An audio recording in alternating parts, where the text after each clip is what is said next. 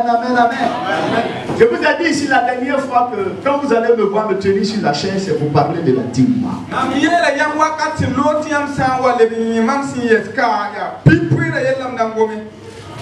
Ce matin, nous allons parler de la dîme. Regarde ton voisin. Tu vis, ce matin, c'est la dîme. Amen. Amen, amen. Est-ce que quelqu'un est prêt à recevoir cet enseignement-là? C'est un enseignement que nous allons commencer aujourd'hui. Nous allons aller tout doucement, étape par étape. Donc on prendra du temps pour donner cet enseignement-là. Quand on va finir avec l'enseignement sur la dîme, on va passer à l'enseignement sur les offrandes. Conformément à ce que le Saint-Esprit m'a dit. Donc notre thème général, c'est grandir à tous égards par le prélèvement de la dîme. Grandir à tous égards par le prélèvement de la dîme. Vous savez, le porte-parole de Dieu qui a le plus exprimé la pensée de Dieu sur la dîme et les offrandes, c'est le prophète Malachie. C'est pourquoi notre texte de base ce matin est tiré du livre de Malachie. Donc je vous invite à ouvrir vos Bibles et nous allons faire une lecture dans Malachie le chapitre 3, le verset 7 à 12. Malachie le chapitre 3, le verset 7 à 12. Malachie chapitre 3, verset. Si vous y êtes, je vous invite à vous tenir debout pour la lecture de la parole.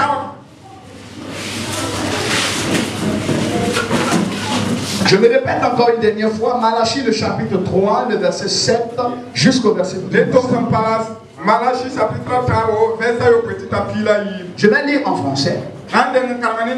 Et ensuite mon interprète va lire en mauré.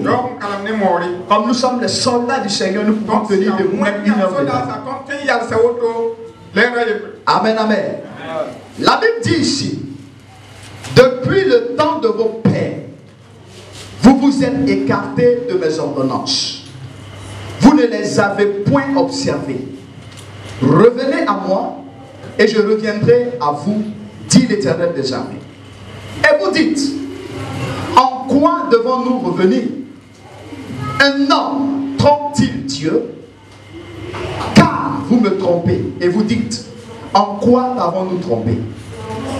Dans les dîmes et les offrandes, vous êtes frappés par la malédiction et vous me trompez, la nation tout entière.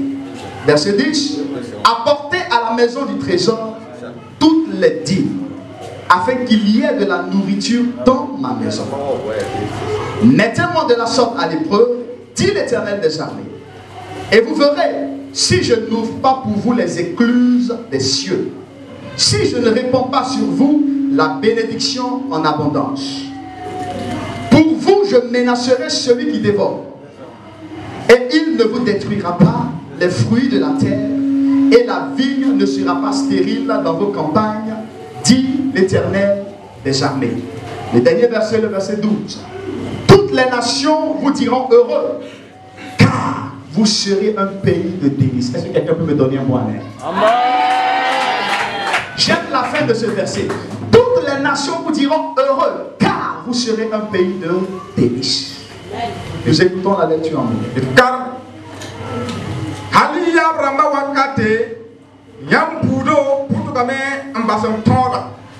La yam me kasa bamye lebnwa mamnenge ti mame lebnwa yamneng am ya sa sam pang soba yamami ye la yam sok dame et to mana point elebre la mam le kame ti zem samit ni sal jouen nam pi yam jou mam la yole sok den ya point la jouya ya ni pi puis la ni puna yam pa ma kamwenga ti point yam puda toro pire, puis, pour me faire inspirer, Yakaye and Taloa, Amdora Lobing Jini, Tilim Jini, Amdora Pou. Makima Moto and yes, Mamsan, Ankana, Ampak, Saatania, La Koyamba, Wuzwo, Tisekia, Mamya Satan Pansoba, Yamami Ye, Mamkana, Engid Shia, I'm not getting a Shia, Tibra Sani Kora Ye, La Inasa Siva, Tisa, Kanam Kong Gisye, Mamya Satan Pansoba, Yamami Ye, Vespila Yibu, Puda Fa, Nayelame, Tinyam Tara Shino, Itingasi, Yanova Yinga, Mamya Satan Pansoba, Yamami Ye. Amen. Veuillez vous asseoir dans la présence de notre Dieu. Grandir par le prélèvement de la dîme.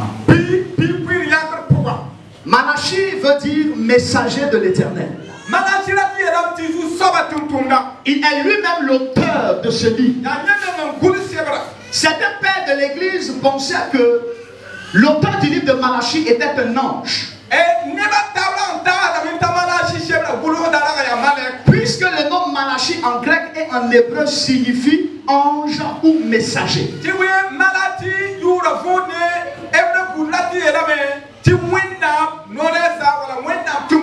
Le prophète Malachi est le dernier des prophètes de l'Ancien Testament. Après lui, on ne parle plus d'un autre prophète encore dans l'Ancien Testament. Non seulement il est le dernier prophète de l'Ancien Testament, mais il est aussi le pont entre l'Ancien Testament et le Nouveau Testament. Indiquant à la fois Jean-Baptiste et notre Seigneur Jésus. Dans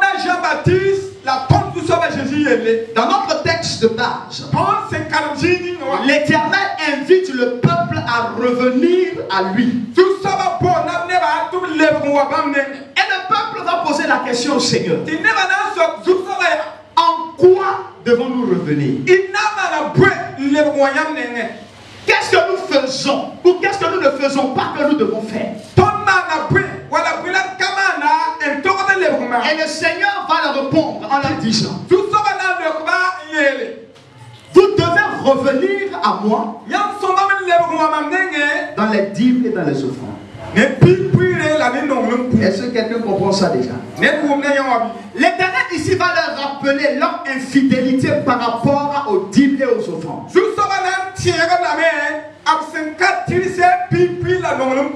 Et l'Éternel Dieu va continuer d'affirmer en disant: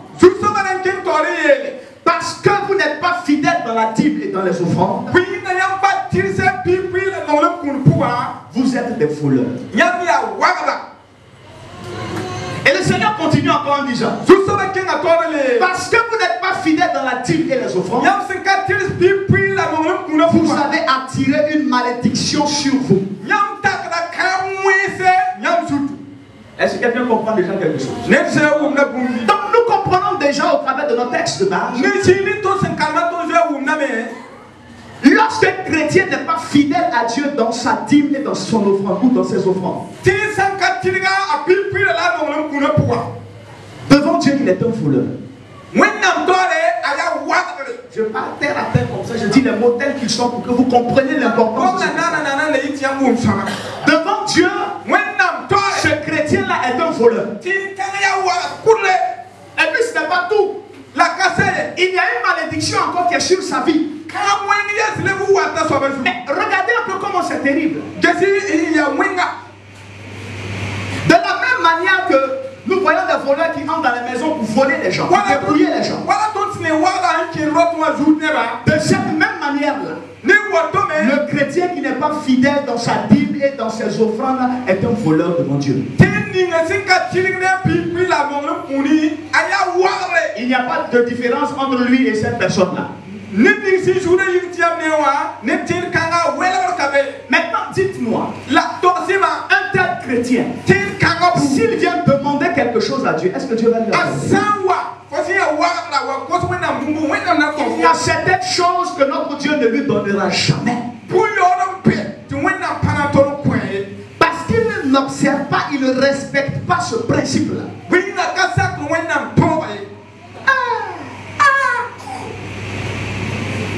Maintenant que tu connais ces choses, si tu continues à ne pas être fidèle dans ta dîme et dans tes offrandes, tu es en train de dire à Dieu, moi là, moi X ou Y, je choisis délibérément d'être un voleur à tes yeux. Je choisis délibérément d'être un maudit à tes yeux. Parce que tu sais que celui qui ne donne pas sa dîme, qui ne prélève pas sa dîme, a une malédiction sur ça. C'est ça, tu n'appliques pas ce principe. Donc tu choisis délibérément que le Seigneur nous aide ce matin. Afin que ceux qui ne respectaient pas ce principe après ce programme commencent à respecter ce principe. C'est pourquoi notre thème ce matin c'est grandir par le prélèvement de la dîme. Beaucoup aujourd'hui ont bloqué leur bénédiction à cause de ce principe qu'ils n'observent pas.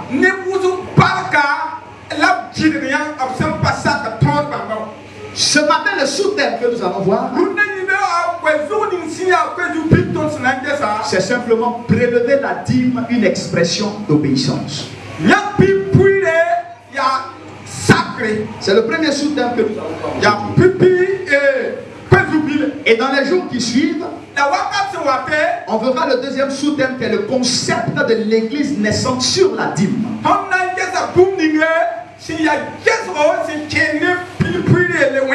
Et après encore on verra le troisième sous-thème qui est la dynamique dans le prélèvement de la dîme.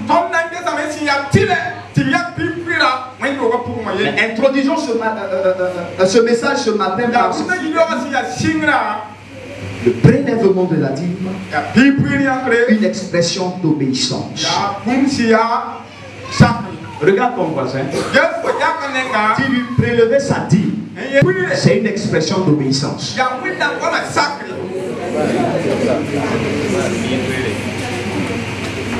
Premier point, le principe biblique de la dîme.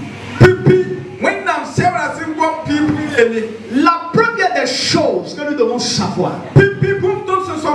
c'est que la dîme est un principe biblique. Ce n'est pas un pasteur ou quelqu'un qui s'est assis, qui a réfléchi et qui a inventé la dîme et les offrandes.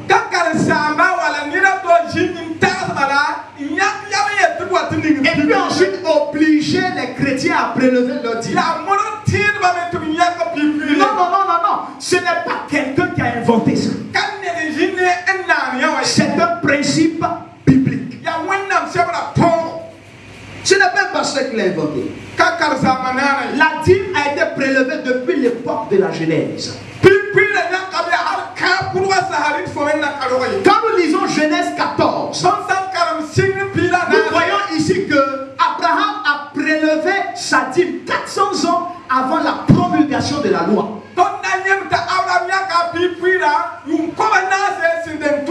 C'est-à-dire 400 ans avant que Dieu rende obligatoire la loi sur la dîme, Abraham lui déjà prélevé sa dîme.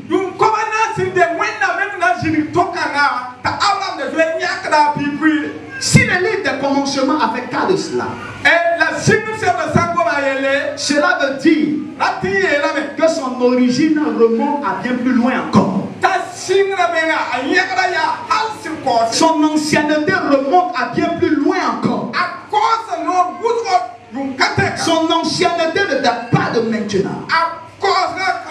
Et dans le Nouveau Testament, nous voyons aussi que l'auteur de l'épître aux Hébreux va faire mention encore de la dîme donnée par Abraham. Et il va faire un bon commentaire à ce sujet. Jacob, le petit-fils d'Abraham, a lui aussi prélevé sa dîme. Bien avant même la naissance de Moïse.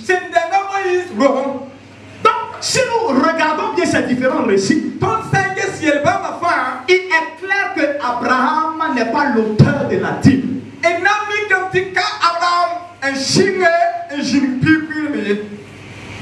Quelqu'un comprend ça? Abraham n'est pas l'auteur de la dîme. Abraham n'a fait que respecter un principe qui était déjà établi. Il n'a fait que respecter un principe qui était déjà connu. Donc c'était donc une pratique bien connue et répandue à l'époque. Mais comme la Bible dit, il n'y a rien de nouveau sous le soleil. Ce n'est pas parce qu'une chose est connue qu'elle est appliquée de tous. C'est ce qui explique certainement sa légalisation sous Moïse. Donc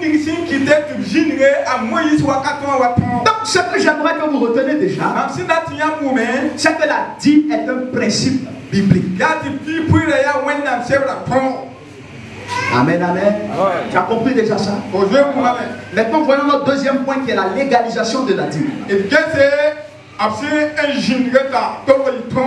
La loi donnée à Moïse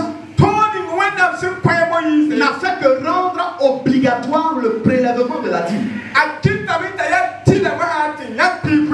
Puisque la dîme était déjà connue à l'époque. Mais le problème c'est que tout le monde n'appliquait pas, tout le monde ne respectait pas cela. Donc sous Moïse, Dieu va donner des instructions à Moïse. Dieu va donner la loi à Moïse. Maintenant dans cette loi que Dieu va donner à Moïse, il y a une partie où Dieu va stipuler que la dîme et les offrandes sont obligatoires.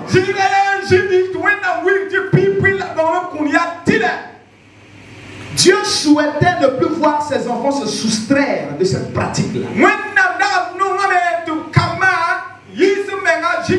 Dieu voulait que ses enfants obéissent à cette loi-là, à cette ordonnance-là.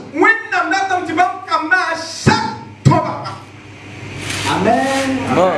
Je ne serai pas trop loin, donc suivez-moi bien. On va lire Lévitique 27. Le verset 30.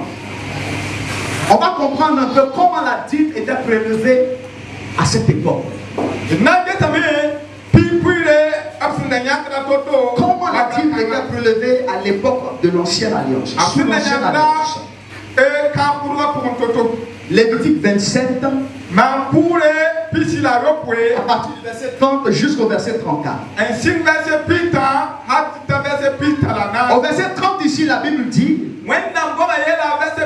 toute dîme de la terre, soit des récoltes de la terre, soit du fruit des arbres, appartient à l'Éternel. C'est une chose consacrée à l'Éternel. Est-ce que quelqu'un comprend déjà ce verset? Toute dîme de la terre appartient à l'Éternel. C'est-à-dire tout ce que nous faisons comme activité, tout ce que nous réussissons à gagner comme bénéfice, c'est pas tout ça qui nous appartient. Il y a la part de Dieu là-dedans. Si par exemple tu es un taximètre et le soir à ta descente, tu as pu remettre ce que tu dois remettre à ton patron. Maintenant le surplus qui est pour toi là, ou du moins le surplus que tu dis c'est pour toi là, ce n'est pas tout qui est pour toi. Il y a une partie qui est pour Dieu. Et cette partie là c'est 10%. Est-ce que tu comprends ça? Ah, je n'entends pas amen ce matin, c'est chaud. Amen. Amen, amen. Toute la dîme de la terre. Si tu es un cultivateur, un planteur, peu importe ce que tu cultives, lorsque tu récoltes, tout n'est pas pour toi, il y a le 10e, 10% de ce que tu récoltes qui est pour Dieu.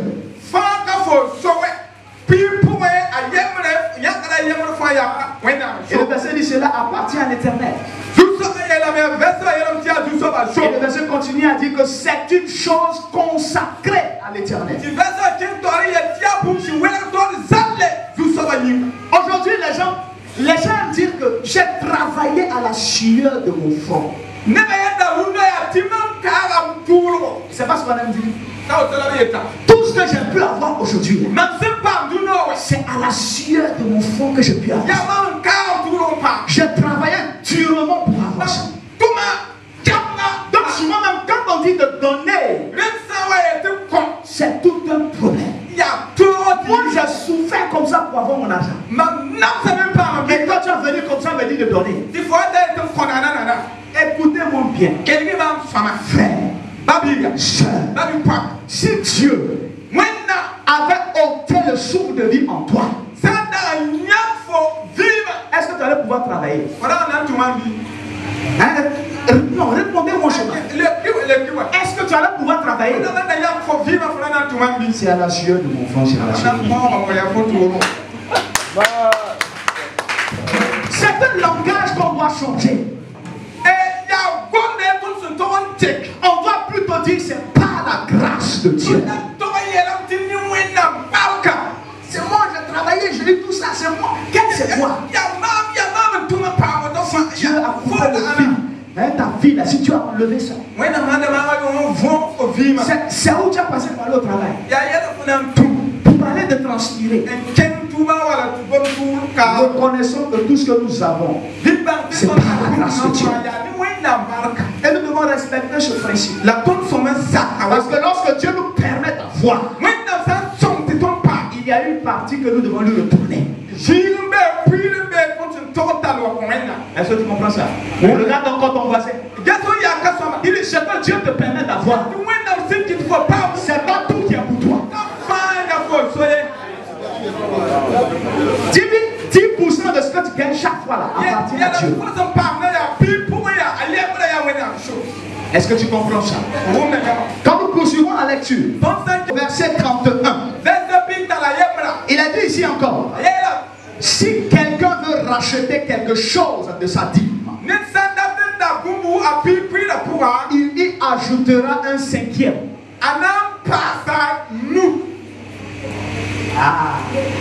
Qu'est-ce que ça veut dire? Comment les gens faisaient à l'époque? Si par exemple les gens prélevaient leur dîme, leur récolte de céréales, ou leur récolte de fruits, lorsqu'ils prélevaient leur dîme pour envoyer dans la maison de l'Éternel, il y a d'autres personnes qui revenaient souvent pour dire, est-ce que je peux racheter ce que j'ai donné? Parce que souvent c'est trop. Si on a laissé tout ça, ça va se gâter. Donc d'autres se proposaient de racheter. Pour aller vendre.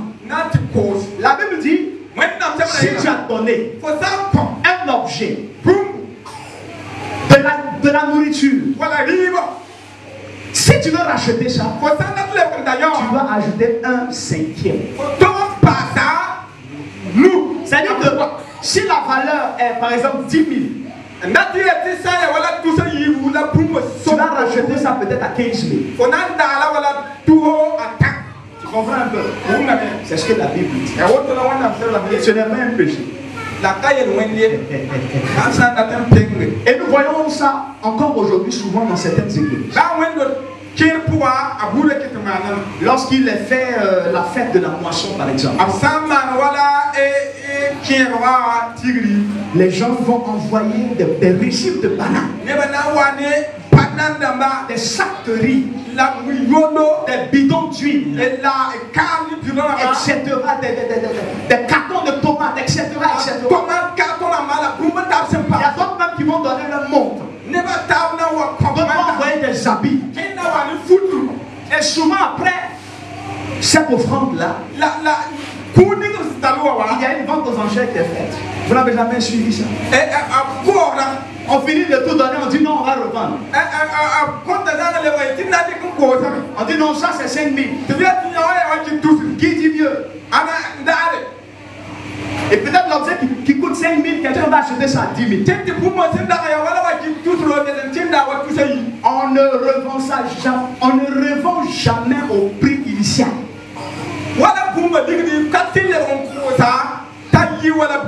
C'est un principe. C'est pas un péché. Si quelqu'un veut racheter quelque chose de sa dîme, il ajoutera un cinquième. Donc si un jour Twitch il est rempli de régime de bananes de sac de riz, si le sac de riz c'est 10 000, si je dis 15 000, il ne faut pas murmurer, c'est comme ça.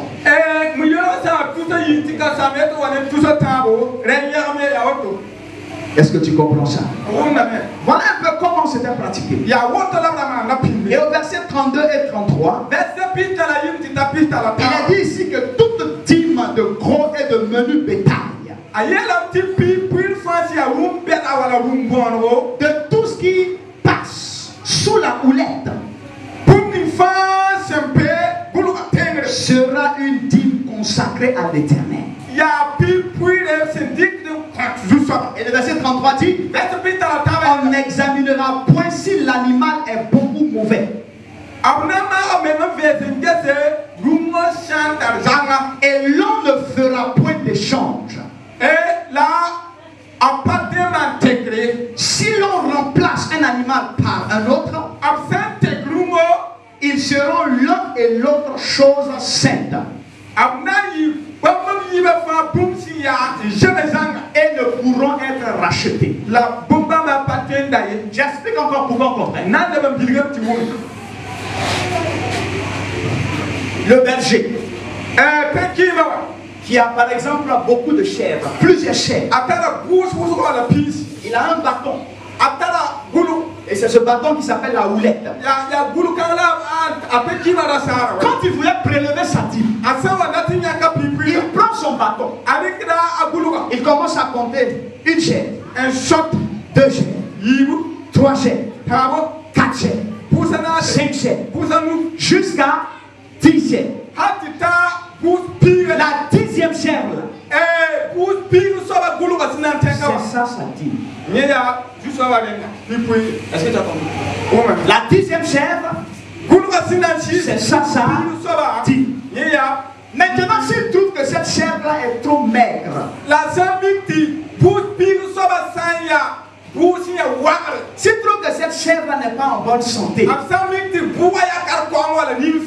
puis il décide de choisir une autre chèvre bien grasse pour sa dîme, la Bible dit que la première chèvre qui n'est pas en bon état, plus la chèvre qu'il a choisie, les deux appartiennent à Dieu. Il faut apporter les deux dans la maison de l'Éternel. Est-ce que ce verset-là? C'est pourquoi ici il est dit, si l'on remplace un animal par un autre, ils seront l'un et l'autre chose sainte et ne pourront être rachetés. C'est-à-dire tu prends ça directement, tu envoies au sanctuaire. Tu envoies ça directement dans la maison de l'Éternel. Wow. Cette dîme s'appelait la dîme lévitique. La première dîme lévitique. Maintenant, pourquoi elle s'appelait la dîme lévitique? Elle s'appelait la dîme lévitique parce qu'elle était donnée aux Lévites. C'est eux qui étaient dans le sanctuaire, c'est eux qui étaient dans la maison de l'Éternel. Donc c'est à eux que la dîme était donnée. Comme aujourd'hui, la dîme dans certaines églises est donnée au pasteur.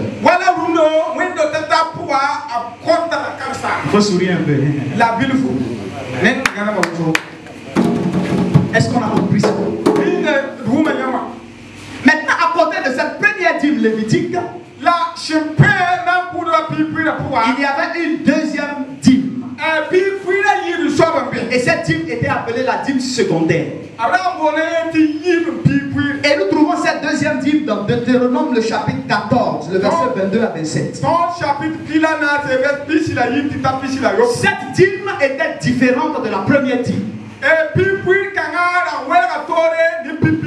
Parce qu'ici, c'est Dieu lui-même qui choisissait le sanctuaire, le lieu où chacun devait aller donner sa dîme.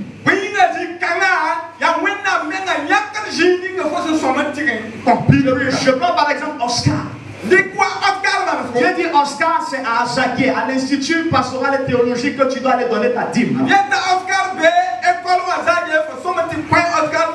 Maintenant, il se trouve qu'Oscar est aux deux plateaux ici. Et lorsqu'il a prélevé sa dîme, sa récolte de fruits, il a enlevé sa dîme dedans.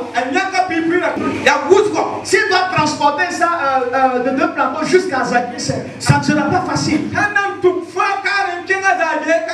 Vous savez, à l'époque, il n'y avait pas de voiture comme ça. Donc, dans ce cas, qu'est-ce que Dieu disait?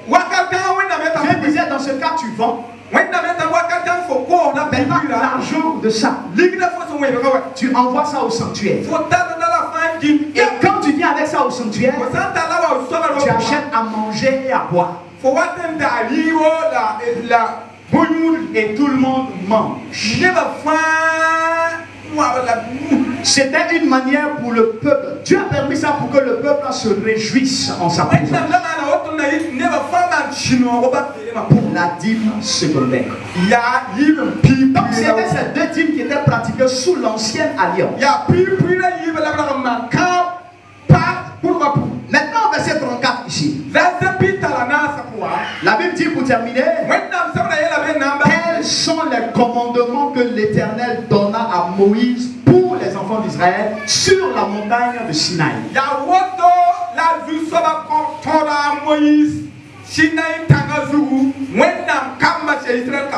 Ce verset fait allusion à tout le livre du Lévitique. Parce qu'il fait allusion aux différentes lois que Dieu a données à Moïse sur le mont Sinaï.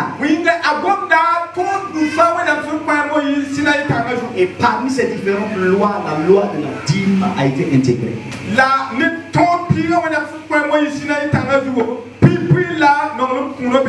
Est-ce que quelqu'un comprend un peu comment la dîme était prélevée sous l'ancienne alliance?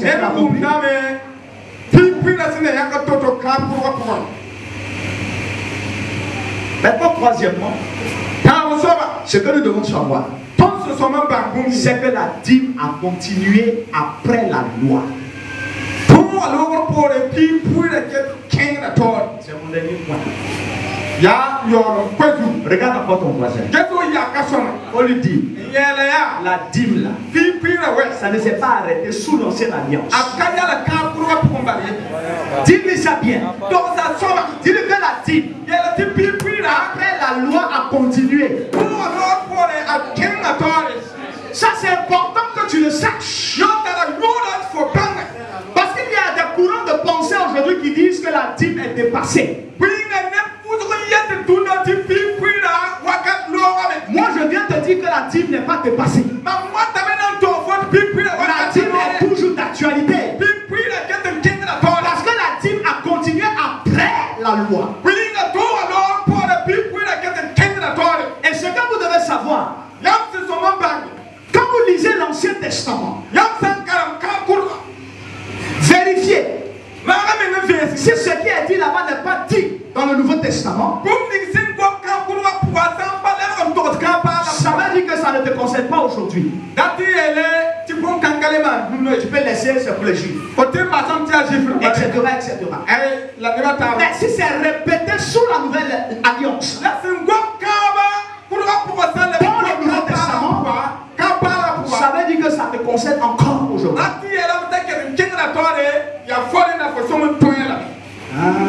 tu as compris? La dîme a continué après la loi. On va lire Matthieu 23. Pour confirmer ce que je suis en train de dire. chapitre 23, le verset 23. Matthieu chapitre puis sur la table, verset puis sur la table. Et là, c'est Jésus même qui parle. Jésus même en gonde. Jésus dit, Jésus est là même. malheur à vous, scribes et pharisiens hypocrites, parce que vous payez la dîme de la menthe, de l'âneth et du cumin, et que vous laissez ce qui est plus important dans la loi, la justice, la miséricorde et la fidélité.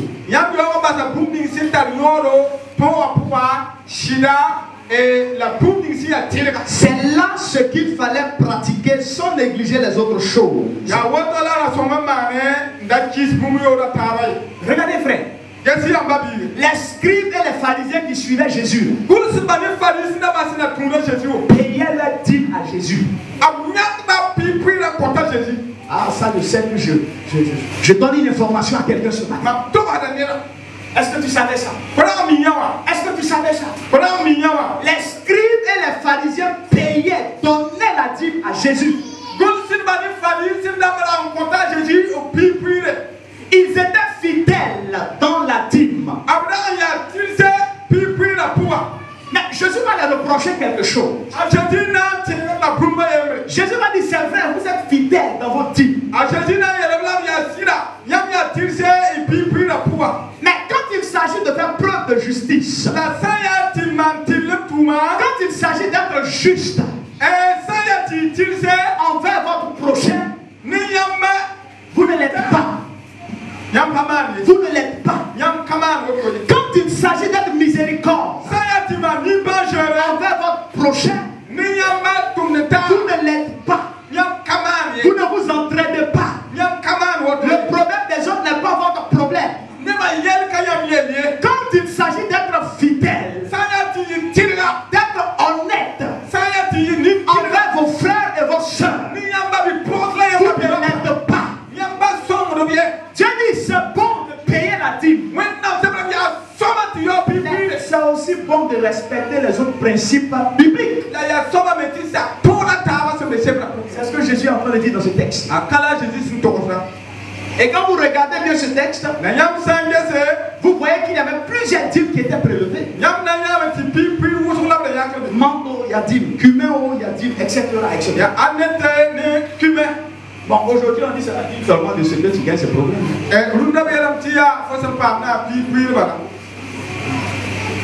Est-ce que tu comprends ça? Jésus voulait simplement mettre en relief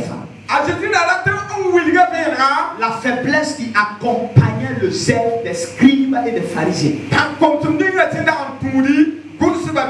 Jésus dit, vous êtes gênés, je suis d'accord. Vous donnez vos dîmes comme il se doit, c'est bien. Mais les autres choses, ça aussi c'est une autre affaire. Donc vous voyez que même le Nouveau Testament parle de la dîme. Donc il est bien d'obéir à Dieu en prélevant sa dîme. Mais il est aussi important de ne pas négliger l'obéissance à Dieu dans les autres domaines.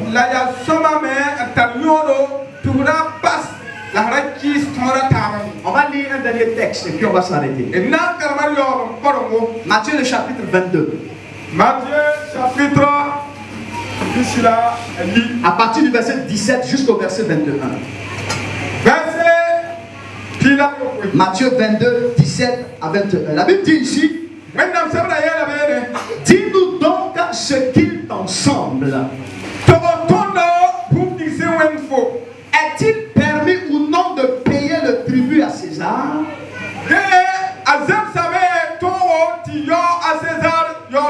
Jésus, connaissant leur méchanceté, répondit, pourquoi me tentez-vous, hypocrite? Montrez-moi la monnaie avec laquelle on paie le tribut.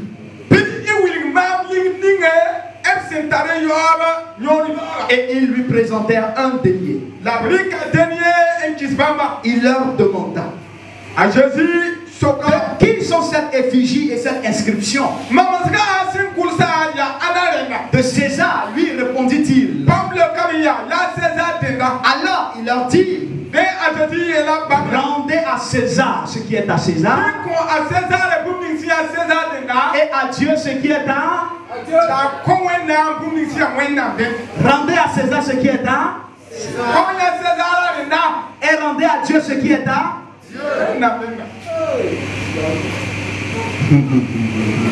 Est-ce que quelqu'un comprend ça? Les gens ont voulu flatter Jésus. Ils ont commencé même à flatter Jésus. En disant non, que tu es un homme intègre. Tu es un homme droit. Tu es un homme noble. Tu es incorruptible. Maintenant, ils vont lâcher la question. Est-ce qu'on doit donner nos impôts à César? Si on veut ramener ça à notre époque aujourd'hui, est-ce qu'on doit payer nos impôts au gouvernement? Est-ce qu'on doit payer nos impôts? C'était une question piège. C'est parce que Jésus savait ça qu'il les a traités d'hypocrites. Jésus savait. S'il dit oui, vous devez payer vos impôts au gouvernement romain. Tous ceux qui sont avec lui, ses adeptes, etc., vont prendre un coup. Oui, Jésus savait ça. S'il dit oui, il va indisposer ceux qui sont avec lui, les juifs patriotes qui étaient avec lui.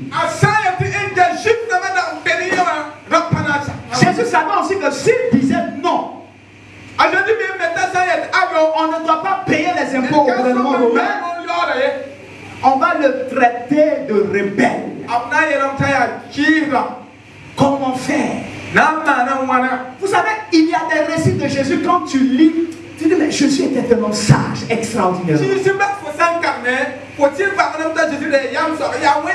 Il était doté d'une sagesse. Quand tu lis un peu les récits, pourquoi Salomon était aussi sage? Il a pas volé. C'est Dieu qui l'a donné. Tu dis oui, tu as problème. Tu dis non, tu as problème. Que faut-il faire? Jésus dit, ok, c'est simple. Ça, c'est pas un problème. Alléluia. La sagesse de notre Dieu est illimitée. Et la Bible dit que Dieu donne sa sagesse à qui il demande. Donc, si tu sais que chaque jour tu rencontres des situations difficiles, approche-toi du trône de la grâce. Dis, Seigneur Jésus, tu es sage. Tu es un homme sage. Donne-moi aussi ta sagesse. J'ai besoin aussi d'être sage. Parce que je suis dans un milieu où il y a des choses difficiles à gérer.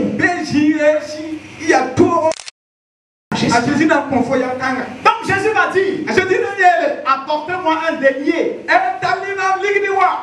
Le denier c'était quoi? C'était la monnaie que les Juifs utilisaient pour payer les impôts au gouvernement romain.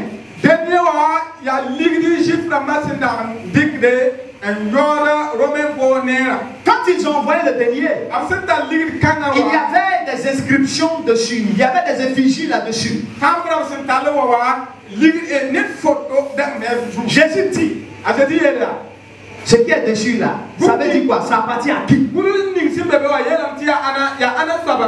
ils vont répondre en disant, ça appartient à César. Jésus dit, ok, donc c'est simple là. Comme ça appartient à César, donnez à César ce qui est à César. Mais Jésus ne va pas se limiter là. Il dit, mais donnez aussi à Dieu ce qui est à Dieu. Alors regarde encore ton voisin. Dis-lui, donnez à César ce qui est à César. Vous savez, d'une manière ou d'une autre, on paie nos impôts. Il est important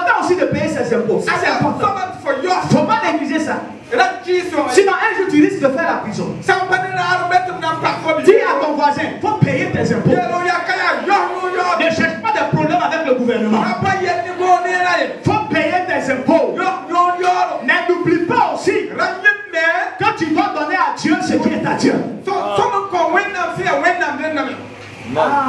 comprends ça? Vous voyez, ce qui est le centre ici du débat, de la question, c'est quoi? C'est l'argent. Ou bien, c'est l'argent. C'est l'argent. On va donner l'argent ou bien on ne va pas donner. Jésus dit, il faut donner ce qui est pour le gouvernement. Jésus dit aussi que pour moi là, la dîme là, il faut donner aussi. Dis à ton voisin, il faut donner dîme là aussi. C'est ce que Jésus nous dit ici. Donner à César ce qui est à César et donner à Dieu ce qui est à Dieu. Est-ce que quelqu'un a compris ça? Est-ce que tu as bien compris ça? Ouais. Donc la dîme est toujours d'actualité. Ce n'est pas un principe qui est caduque, qui est dépassé, non. Toujours d'actualité.